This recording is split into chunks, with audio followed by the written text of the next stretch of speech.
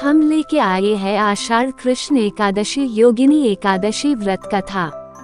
राधे राधे दोस्तों, सुनहरी कहानियाँ चैनल में आपका स्वागत है। धर्मराज युधिष्ठिर कहने लगे कि भगवान, मैंने ज्येष्ठ शुक्ल एकादशी के व्रत का महात्म्य सुना।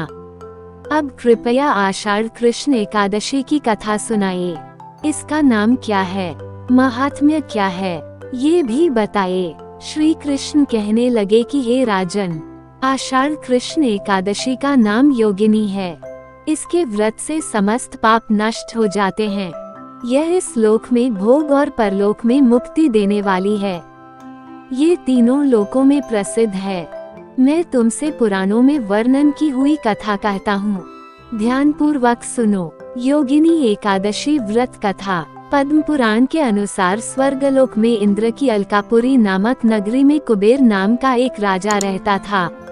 वह शिव भक्त था और प्रतिदिन शिव की पूजा किया करता था।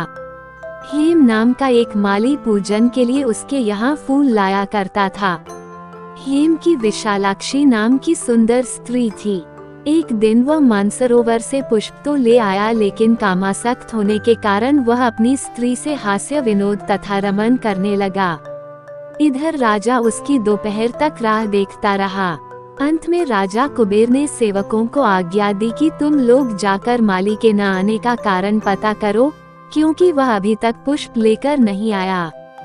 सेवकों ने कहा कि महाराज, वह पापी अतिकामी है, अपनी स्त्री के साथ हास्य विनोद और रमन कर रहा होगा। ये सुनकर कुबेर ने क्रोधित होकर उसे बुलाया। हेम माली राजा के भय से कांपता हुआ उपस्थित हुआ।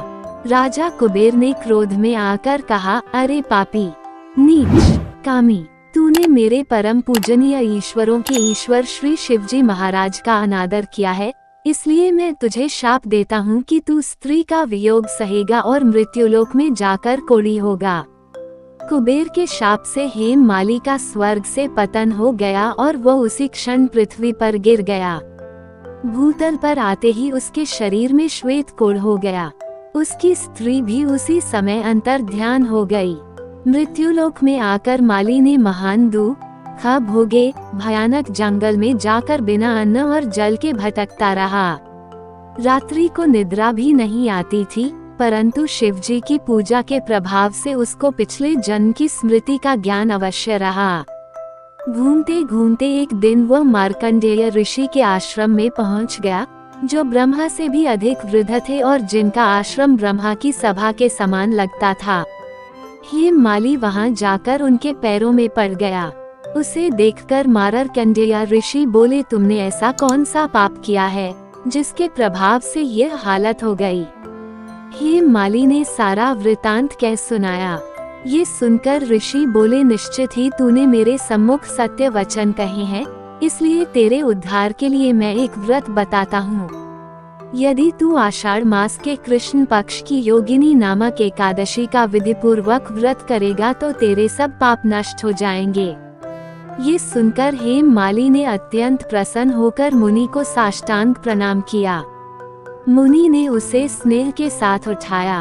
हेम माली ने मुनि के कथनानुसार विधिपूर्वक योगिनी एकादशी का व्रत किया। इस व्रत के प्रभाव से अपने पुराने स्वरूप में आकर वह अपनी स्त्री के साथ सुखपूर्वक रहने लगा।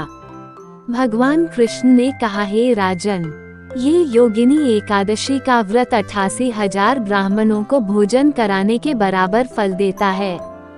इसके व्रत से समस्त पाप दूर हो जाते हैं और अंत में स्वर्ग प्राप्त होता है।